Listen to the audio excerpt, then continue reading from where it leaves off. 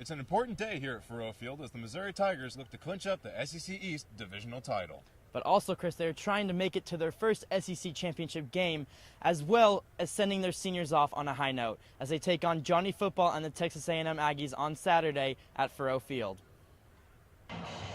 Just one win away from a trip to the SEC championship, the number 5 Missouri Tigers played host to the number 21 Texas A&M Aggies on senior night.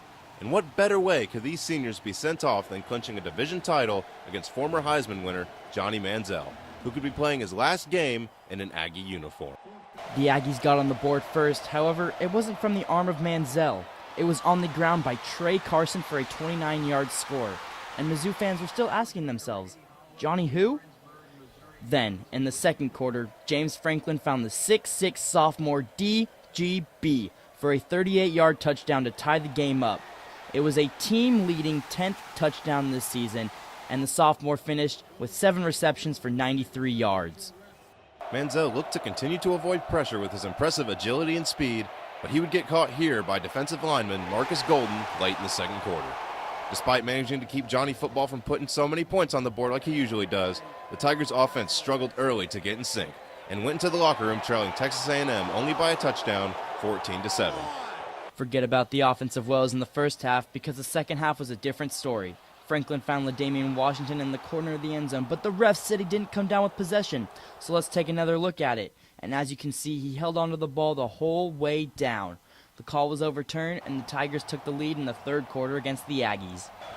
But A&M came right back and made it a ball game with 10 minutes left as Molina punched it in for a 7-yard score and showed the Mizzou fans that he was also going to get paid next season. But then, this happened. 3rd and 1. Josie running left, cuts it back right, gets a breakaway to midfield, to the 40, being chased to the 30, to the 20, to the 10, to the house! Henry Josie caps off a stellar comeback season with the 57-yard touchdown run to push the Tigers into the lead late in the game, and puts him 49 yards shy of a 1,000-yard season.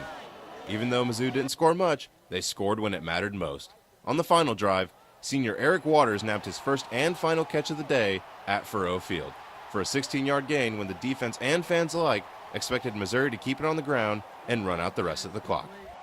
And with that, it opened the floodgates and the students rushed the field. From 5-7 last season to 11-1 this season. Started from the bottom, now Mizzou is here.